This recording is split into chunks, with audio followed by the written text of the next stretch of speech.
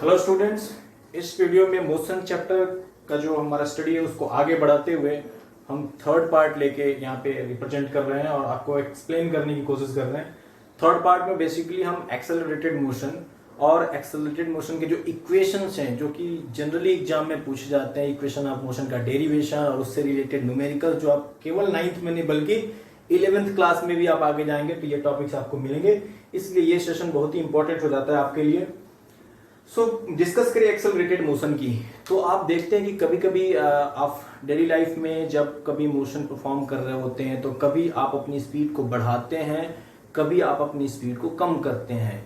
जैसे कि आपको रोड खाली मिला तो आपने स्पीड बढ़ाई, स्पीड बढ़ाते हुए क्या करते हैं, एक्सेलरेटर का यूज करते हैं। कार के एक्सेलरेटर को पैर से दबाते हैं या बाइक के एक्सेलरेटर को रोटेट करते हैं, तो वहां पे हम उसको क्या कहते हैं, एक्सेलरेट कर रहे हैं। क्लियर? या सडनली अगर कोई आ जाता है तो हम ब्रेक लगाते हैं, ब्रेक लगाते हैं तो वहां भी एक्सेलरेशन है, लेकिन वो स्पीड बढ़ाने के लिए या वेलोसिटी बढ़ाने के लिए नहीं बल्कि वेलोसिटी कम करने के लिए यूज कर रहे हैं। ठीक है, तो एक्सेलरेटेड मोशन का कॉन्सेप्ट क्या है कि जहां पे वेलोसिटी चेंज हो रही हो टाइम के रिस्पेक्ट में, या इंक्रीज हो रही हो या फिर डिक्रीज हो रही हो। क्लियर? सो एक्सेलरेटेड मोशन का डेफिनेशन देखें। So acceleration of an object in motion is defined as the rate of change in velocity of the object। किस रेट से वेलोसिटी चेंज हो रही है। अगर कम टाइम में ज्यादा वेलोसिटी चेंज हुआ इसका मतलब एक्सेलरेशन ज्यादा है। क्लियर? तो कैसे इसको फॉर्मुलेट करेंगे। So acceleration is equal to change in velocity upon time. कितना वेलोसिटी चेंज हुआ और कितना टाइम लिया। कम टाइम में ज्यादा चेंज प्रोड्यूस होने का मतलब एक्सेलरेशन ज्यादा है, ज्यादा टाइम में कम चेंज प्रोड्यूस होने का मतलब एक्सेलरेशन कम है। क्लियर? तो चेंज इन वेलोसिटी को क्या लिख सकते हैं, final velocity minus initial velocity upon time. ये भी तो लिख सकते हैं कितना चेंज हुआ। So final velocity minus initial velocity upon time. अब जरा देखिए इक्वेशन के फॉर्म में फाइनल वेलोसिटी को अगर हम v से इंडिकेट करते हैं ना, कैपिटल V से, और इनिशियल वेलोसिटी को u से, स्मॉल u से। ठीक है, फाइनल वेलोसिटी को v से और इनिशियल वेलोसिटी को u से अगर इंडिकेट करते हैं तो change in velocity v minus u और अपॉन टाइम इंटरवल t, और एक्सेलरेशन को किससे इंडिकेट किया, a से। तो a is equal to final velocity minus initial velocity upon t, यानी a is equal to v minus u by t। Clear है expression? अब इसका SI यूनिट अगर मैं जानना हूं तो वेलोसिटी में से वेलोसिटी अगर सब्ट्रैक्ट होता है तो क्या मिलता है, वेलोसिटी ही तो मिलेगा। यानी कि v माइनस u यानी change in velocity, change in velocity का यूनिट जो होगा वो वेलोसिटी का ही यूनिट होगा। इसका मतलब कि चेंज इन वेलोसिटी का unit metre per second upon second. ये सेकेंड और सेकेंड मल्टीप्लाई में क्या होगा, मीटर पर सेकेंड स्क्वायर या मीटर सेकेंड पावर माइनस 2, ऐसे लिख सकते हैं। तो ये एक्सेलरेशन का यूनिट है। अक्सर एग्जाम में पूछता है ऑब्जेक्टिव में कि what is the unit of acceleration. 4 option देगा, आपको एक उसमें टिक करना होगा। तो बड़ा आराम से अगर आपको याद होगा मीटर पर सेकेंड स्क्वायर तो आप कर सकते हैं। ठीक है, अब हम एक्सेलरेशन को किसके टर्म में डिफाइन किया, वेलोसिटी, चेंज इन वेलोसिटी के टर्म में। सो वेलोसिटी कैसी क्वांटिटी है, वेक्टर क्वांटिटी है, वेलोसिटी का डायरेक्शन होता है तो एक्सेलरेशन का भी डायरेक्शन होगा। सो acceleration is a vector quantity, it has both magnitude and direction. अब कहेंगे इसका डायरेक्शन कैसे। तो अगर आप वेलोसिटी बढ़ा रहे हैं तो यानी कि उसको फॉरवर्ड डायरेक्शन में एक्सेलरेट कर रहे हैं तो उसको हम पॉजिटिव लेते हैं, और अगर आप वेलोसिटी कम कर रहे हैं तो एक्सेलरेशन को हम क्या लेते हैं, नेगेटिव लेते हैं, अपोजिट। ब्रेक लगा रहे हैं तो उसको हम नेगेटिव एक्सेलरेशन कहते हैं। उसके लिए 2 नाम और रखे हैं, आगे डिस्कस करते हैं।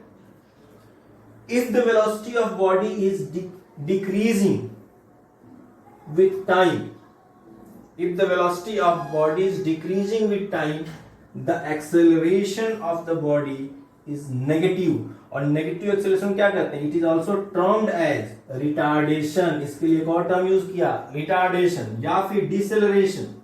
सो एक्सेलरेशन अगर नेगेटिव है, वेलोसिटी को कम करने का काम कर रहा है, तो उसको आप रिटार्डेशन कह सकते हैं या डिसेलरेशन कह सकते हैं या नेगेटिव एक्सेलरेशन कह सकते हैं। लेकिन वही if the velocity of the body is increasing with time, acceleration of the body is positive. Clear? तो acceleration basically increase in speed को रिप्रेजेंट करता है, इंक्रीज इन वेलोसिटी को इंडिकेट कर रहा है with respect to time. Change को study करते हैं तो ये तो एक्सेलरेशन का कॉन्सेप्ट रहा कि एक्सेलरेशन हो रहा है, वेलोसिटी बढ़ रही है तो क्या है और कम हो रही है तो क्या है। अब एक्सेलरेटेड मोशन यानी यूनिफॉर्मली एक्सेलरेटेड मोशन का बेसिकली हमें स्टडी करना है, उससे रिलेटेड कुछ इक्वेशंस ऑफ मोशन हम डिराइव करने जा रहे हैं, ध्यान देते रहिए।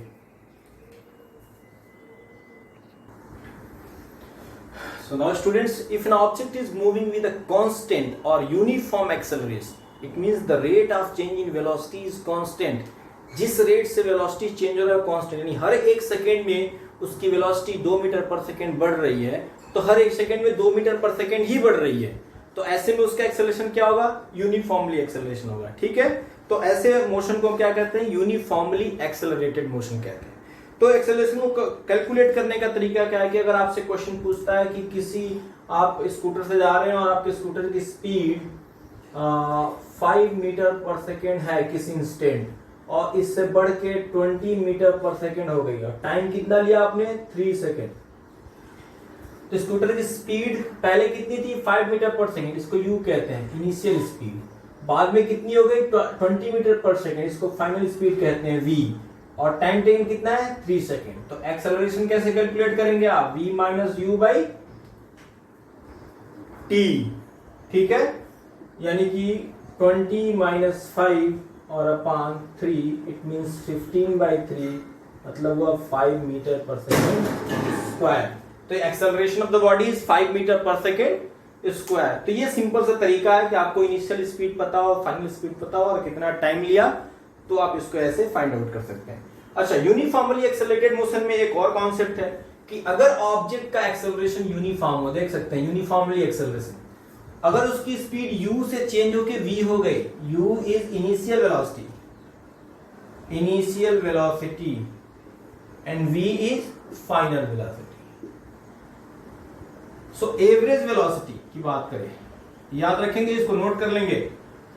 Average velocity VAV is equal to v plus u by 2। Clear? ये याद रखेंगे, इसका यूज है। अगर ऑब्जेक्ट यूनिफॉर्मली एक्सेलरेटेड मोशन में है along a straight line, so average velocity is equal to final velocity plus initial velocity upon 2। ये याद रखना है आपको। ठीक है, तो एक्सेलरेशन कैसे कैलकुलेट करना ये देखा आपने, और एवरेज वेलोसिटी क्या होगा यूनिफॉर्मली एक्सेलरेटेड मोशन में, ये 2 पॉइंट्स आपने यहाँ पे डिस्कस किया। अब हम इक्वेशंस ऑफ मोशन का स्टडी करने वाले हैं, इक्वेशंस ऑफ मोशन। तो यूनिफॉर्मली एक्सेलरेटेड के 3 बेसिकली इक्वेशंस ऑफ मोशन यहां पे हमें डिस्कस करने हैं। अब जब हम इक्वेशंस ऑफ मोशन का स्टडी कर रहे हैं, equations of uniformly accelerated motion का, तो आप याद रखेंगे कि हर इक्वेशन में जो इनिशियल वेलोसिटी है, इनिशियल वेलोसिटी u, इसका टर्म तो रहेगा ही रहेगा। एक्सेलरेशन a का भी टर्म रहेगा, यानी u तो रहना ही है हर इक्वेशन में, और एक्सेलरेशन a भी रहना है। यानी किसी भी इक्वेशन का जो नेमिंग है, जो नाम रखते हैं हम उसके पहचान के लिए, वो u और a के बेसिस पे नहीं रखते। जैसे कि हम कह रहे हैं first equation of motion, first equation of motion को हम कहते हैं वेलोसिटी टाइम रिलेशन। क्या कहते हैं? Velocity time relation. क्लियर? तो यहां पे वेलोसिटी टर्म किसके लिए स्टैंड कर रहा है? u के लिए। हम u तो है ही, ये v के लिए, यानी फाइनल वेलोसिटी की बात करता है। यानी इस इक्वेशन में फाइनल वेलोसिटी का टर्म होगा और टाइम t का टर्म होगा। ठीक है, इसमें पोजीशन या डिस्प्लेसमेंट नहीं होगा, इसका टर्म नहीं होगा। क्लियर?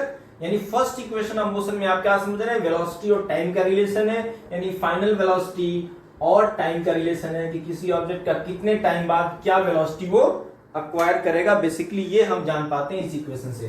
तो इंफॉर्मेशन इज क्लियर कि velocity time relation means final velocity और टाइम का relation.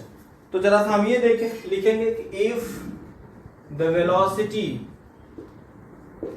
Of a body changes from u to v in time t, velocity changes from u to v in time t, then acceleration of the body क्या होगा भाई? Acceleration. So a is equal to क्या बताया आपको? v minus u by t. Clear? तो यहां से अगर t मल्टीप्लाई करता है a में, so at is equal to v minus u, या इसको हम ऐसे भी लिख सकते हैं कि v minus u is equal to at, या v is equal to u plus at. So this is the expression for final velocity. Acceleration पता है, इनिशियल वेलोसिटी पता है, टाइम पता है, तो कितनी वेलोसिटी हो एक्वायर करेगा ये हम फाइंड आउट कर सकते हैं. अच्छा, अगर हम लिखे when a body start from rest, अगर रेस्ट से स्टार्ट होता है कोई भी बॉडी, तो वहां पे u की वैल्यू क्या होती है? 0 होती है. क्लियर? किसी भी मोशन में अगर आपसे कहता है कि when a body start from rest in this situation u is 0, तो ये आपका फर्स्ट इक्वेशन ऑफ मोशन है.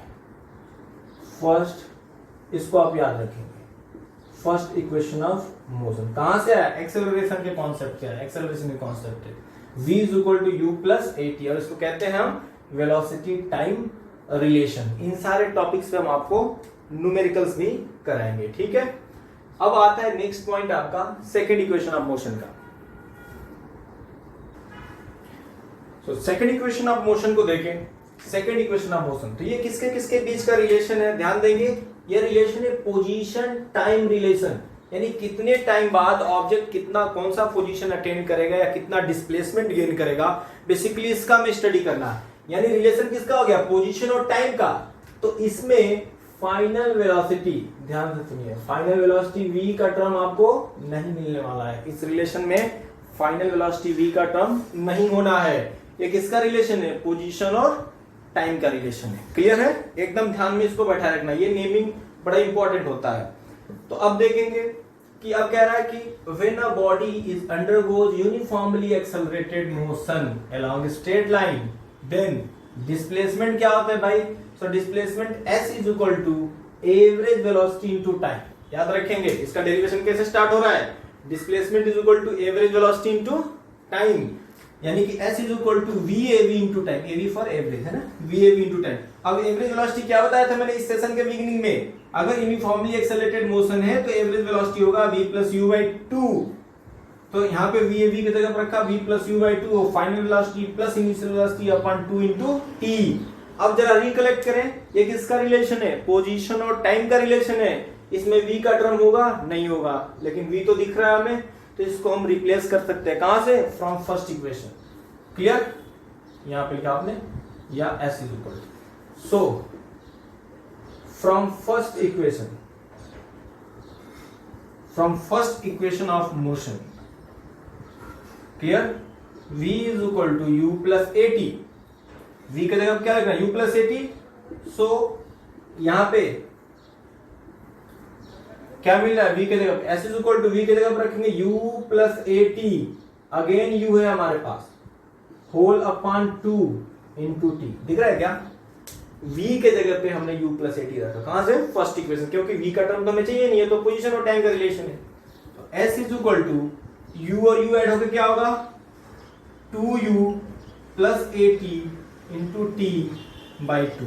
या इसको ऐसे लिख सकते हैं कि s is equal to 2ut upon 2 plus at square upon 2.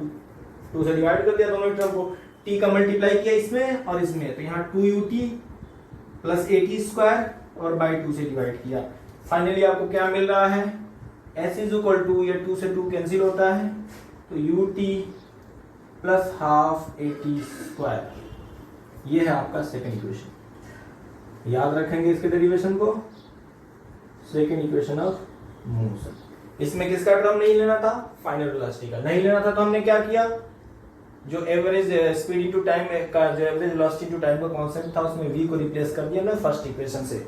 ये बातें, ये स्टेप्स आपको ध्यान रखना है. ये सेकेंड इक्वेशन ऑफ मोशन है, इसका भी यूज करेंगे हम न्यूमेरिकल्स को करने में. अब आता है आपका third equation of motion.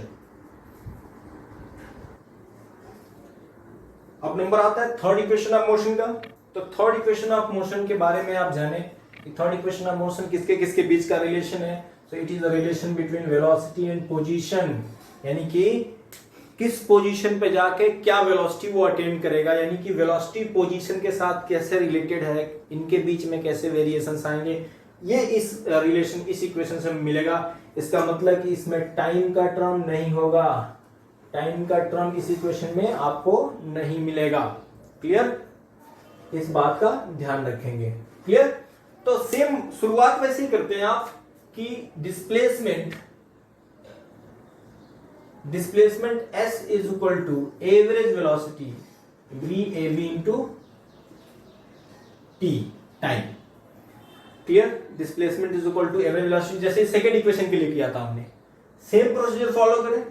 So s is equal to VAV v plus u by 2, याद है आपको, इनटू t।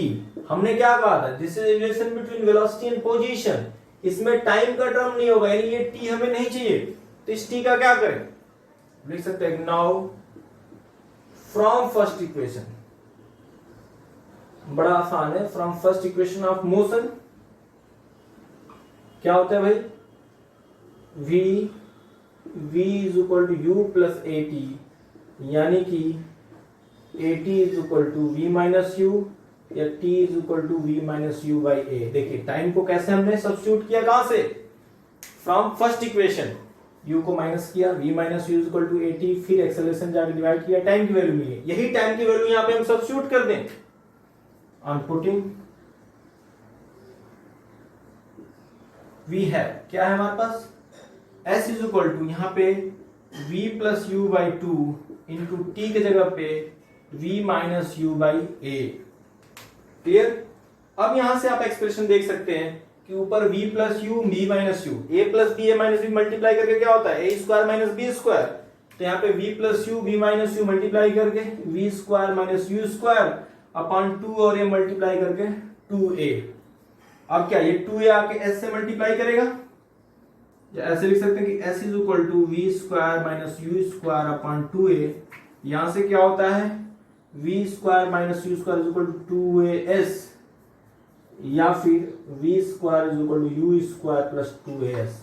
अब देख सकते हैं कि ये रिलेशन किसके बीच का है? वेलोसिटी और पोजीशन के बीच का रिलेशन है, वेलोसिटी और पोजीशन, इसमें टाइम का टर्म नहीं है, और इसको हम कहते हैं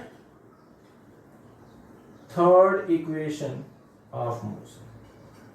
ये मोशन का थर्ड इक्वेशन है। ठीक है, तो first second and third equation of motion पढ़ा। अब एक इंपॉर्टेंट इक्वेशन और पढ़ेंगे कि distance covered during the nth second of the journey, है ना। अब इक्वेशन ऑफ मोशन की स्टडी में ये एक बड़ा ही इंपॉर्टेंट टॉपिक है जो हम डिस्कस करने जा रहे हैं कि distance covered during nth second of the motion.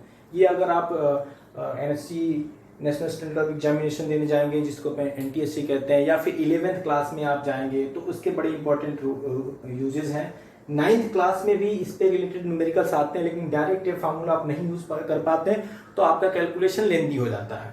तो इस फार्मूले को समझने की कोशिश कीजिए कि nth सेकेंड की बात कर रहे हैं, यानी आपसे ये कहे कि आप 5 सेकेंड तक ट्रेवल किए, लेकिन 5वें सेकेंड में कितना डिस्टेंस ट्रेवल किए। तो हमने कहा कि हम यहां से यहां तक ट्रेवल किए 5 सेकेंड में, 5 सेकेंड में हमने ट्रेवल किया, तो 5वें सेकेंड में कितना ट्रेवल किया। तो इस 5 सेकेंड की जर्नी में से हम पूरे 4 सेकेंड की जर्नी को माइनस करते हैं कि पूरे 4 सेकेंड में इतना ट्रेवल किया था, 5 सेकेंड में हमने इतना ट्रेवल किया, तो ये जो बचा हुआ डिस्टेंस है ये हमारा 5th सेकेंड का डिस्टेंस है। क्लियर? वैसे ही आपसे ये पूछे कि पूरे जर्नी में यहां से यहां तक हम 10 सेकेंड में गए, 10 सेकेंड में, यहां से 0 से यहां से स्टार्ट किया, 10 सेकेंड में गए। 9 सेकेंड में कितना गए थे? यहां गए थे, तो 9 सेकेंड में इतना डिस्टेंस कवर किया था और 10 सेकेंड में ये डिस्टेंस, तो ये 9 से 10 सेकेंड के बीच का जो जर्नी है वो 10वें सेकेंड का है, ये 10th सेकेंड की जर्नी है। तो वैसे ही हम बात करते हैं nth सेकेंड की, तो आपने क्या देखा कि 10वें सेकेंड का जो डिस्टेंस था उसको माइनस कर फाइंड करना है। तो क्या किया आपने? टोटल 10 सेकेंड के डिस्टेंस में से 9 सेकेंड में कवर किया गया डिस्टेंस को आपने माइनस किया। 5th सेकेंड का डिस्टेंस फाइंड करना था, तो total distance covered during 5 second minus total distance covered during 4 second. ठीक है, यानी 1 सेकेंड कम करके हम डिस्टेंस को माइनस करते हैं। टोटल 10 सेकेंड का और 1 सेकेंड कम किया, तो उसमें से 9 सेकेंड की जर्नी को माइनस किया, तो बचा 10वें सेकेंड का डिस्टेंस, है ना। तो होपफुली आपको ये पॉइंट समझ आ रहा है। इसी बेसिस पे हम डेरिवेशन करते हैं कि nth सेकेंड का, यानी दो आपसे ये पूछे कि 5वें सेकेंड, 7वें सेकेंड, 8वें सेकेंड, 10वें सेकेंड, तो उसके लिए एक जनरल फार्मूला बना लेते हैं कि nth सेकेंड में कुल कितना डिस्टेंस ट्रेवल करेगा। तो Sn is equal to Sn minus Sn minus 1, यानी कि nth सेकेंड में कितना डिस्टेंस ट्रेवल किया, वो nth लिखा हमने, nth second. Total n second में कवर किया गया डिस्टेंस में से n-1 सेकेंड में कवर किया गया डिस्टेंस को हमने माइनस किया। ठीक है, तो यहाँ n किसको डिनोट कर रहा है, टाइम को, n second and n-1 second. तो यहाँ n stand for t, time की जगह पे n का यूज कर रहे हैं।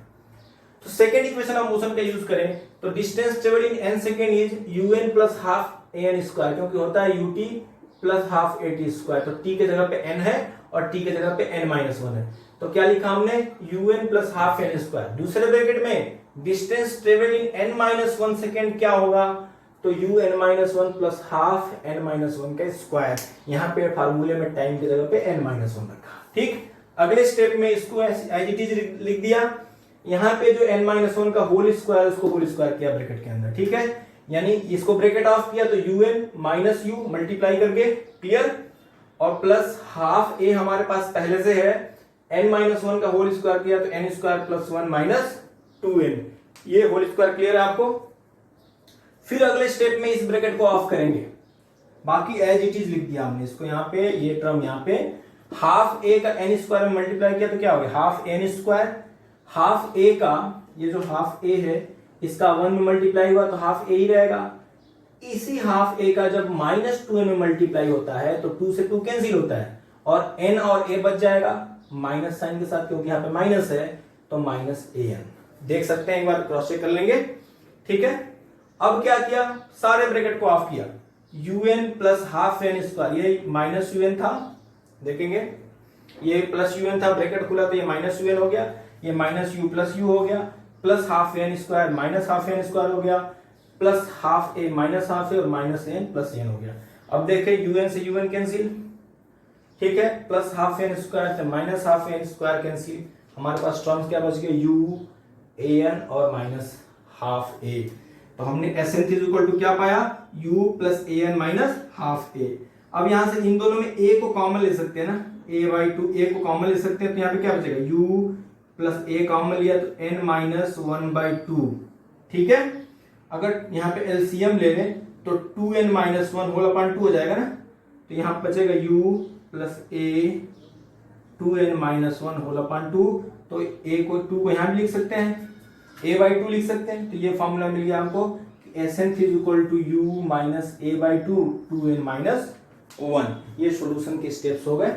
तो ये डिस्टेंस ट्रेवलिंग n सेकेंड। आपसे ये पूछ दे कि एक ऑब्जेक्ट इस स्पीड से चलना स्टार्ट हुआ, ये उसका एक्सेलरेशन है, उसके 85th सेकेंड में कितना डिस्टेंस ट्रेवल करेगा, 37th सेकेंड में कितना डिस्टेंस ट्रेवल करेगा, या 11th सेकेंड में कितना, तो उस पर्टिकुलर सेकेंड में कितना डिस्टेंस ट्रेवल करेगा वो n की वैल्यू होगी। यहाँ पे रखेंगे एक्सेलरेशन की वैल्यू, स्पीड की value, distance travelling n second हम फाइंड आउट कर पाएंगे। ठीक है, तो इस पार्ट 3 में हमने इक्वेशंस ऑफ मोशन की स्टडी किया। पार्ट 4 में हम ग्राफ प्लॉट करेंगे, ग्राफ, और उस ग्राफ के बेसिस पे फिर इक्वेशन ऑफ मोशन को ड्राइव करेंगे। तो पार्ट 3 के बाद पार्ट 4 देखना इंपॉर्टेंट है। तो एक सीक्वेंस में आप देखते रहिए, सीखते रहिए। जो भी आपको टर्म्स नहीं समझ में आएगा वो कमेंट करेंगे और मेरे से डिस्कस करेंगे। क्लियर? Thank you.